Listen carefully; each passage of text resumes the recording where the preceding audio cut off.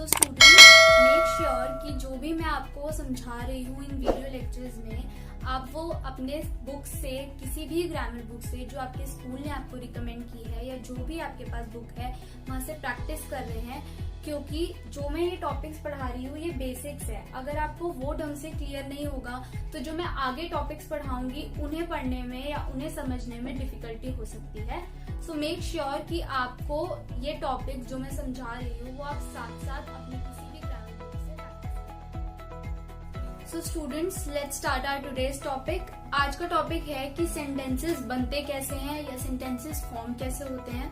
Students, हमने पिछली class में पढ़ा था कि सेंटेंसेस होते क्या हैं और उनके टाइप्स क्लासिफिकेशन के थ्रू।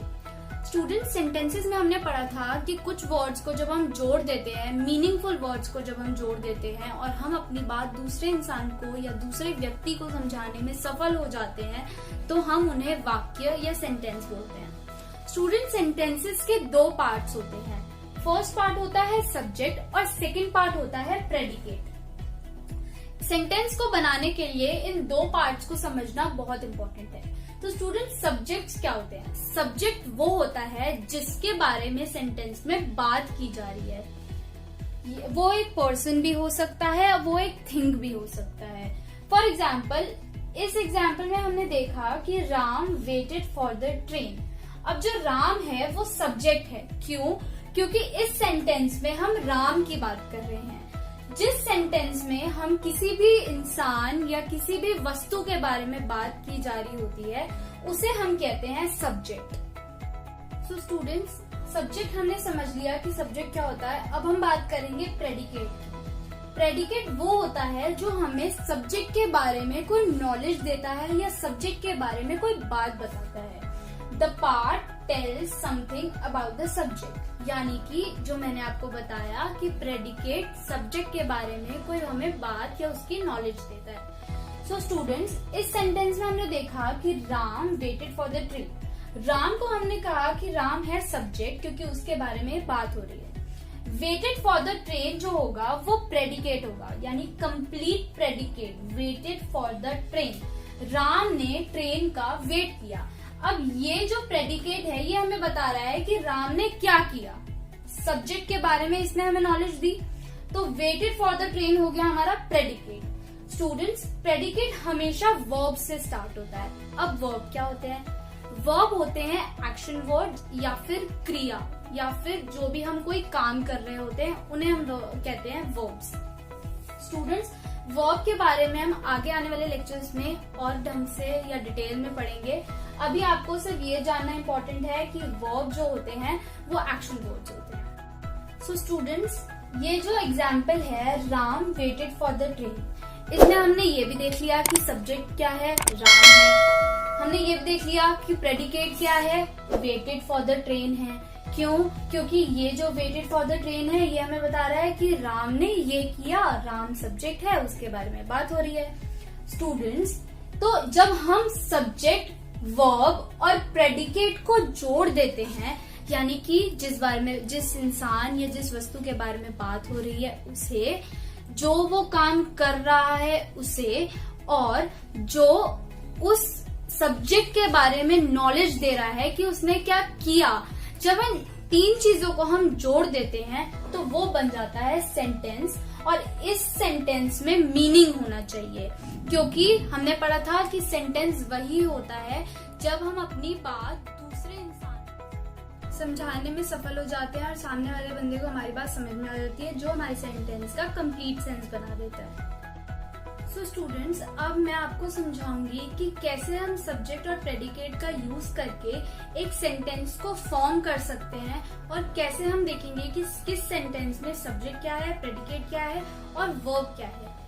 स्टूडेंट्स, हम लोगों ने देखा कि सिंपल सेंटेंसेस में हम लोग सब्जेक्ट, वर्ब और प्रेडिकेट देखते हैं। अब इसमें मैंने दो सेंटेंसेस लिखे हैं, एक सिंपल सेंटेंस है और एक इम्पेरेटिव सेंटेंस है। स्टूडेंट्स, इम्पेरेटिव सेंटेंस में थोड़ा सा रूल अलग चलता है, जो कि मैं जब आपको एग्जाम्पल समझाऊंगी तो आपको समझ आ जाएगा। सो हम देखते हैं कि फर्स्ट सेंटेंस में क्या है। फर्स्ट सेंटेंस में है Humpty Dumpty sat on a wall.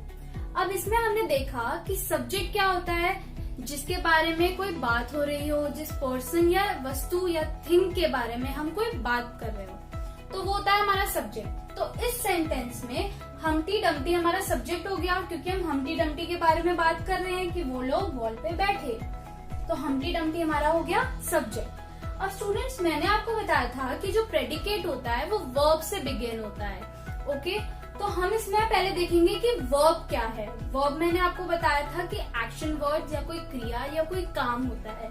तो इसमें हमने देखा कि सैट, अब जो सैट है वो हो गया हमारा वर्ब। क्यों? क्योंकि वो बैठे, उन्होंने कोई काम किया, कोई क्रिया करी, तो इसीलिए हमारा सैट जो है वो हमारा वर्ब हो गया।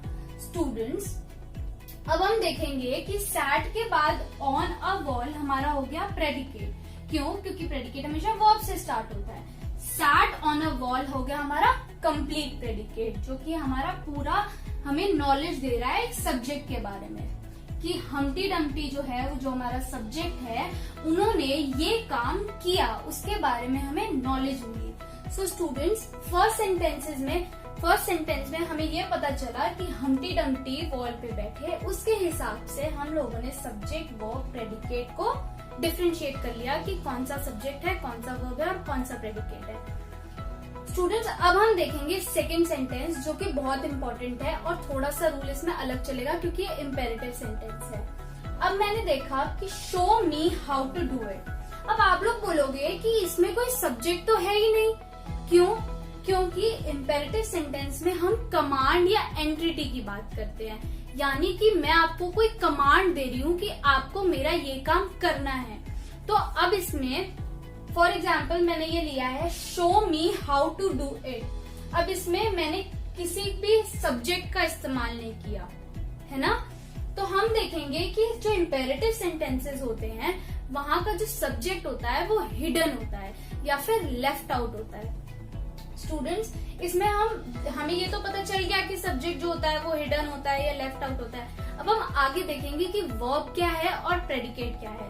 शो जो हो गया वो हमारा वर्ब हो गया, क्योंकि शो मतलब होता है दिखाना, तो इन्होंने दिखाया यानी काम किया, क्रिया की, तो ये हो गया हमारा वर्ब। अब आता है me how to do it, हमारा हो गया प्रेडिकेट, और show me how to do it हमारा हो गया कंप्लीट प्रेडिकेट, जो कि हमारे सब्जेक्ट जो हिडन है यानी कि यू जो हिडन है उसके बारे में नॉलेज दे रहा है। सो स्टूडेंट्स, ये थे दो सेंटेंसेस जिससे आई होप आपके सारे डाउट्स क्लियर हो गए हों। आपको फिर भी कोई क्वेरी या डाउट है, आप मुझे कमेंट सेक्शन में प्लीज बताइए।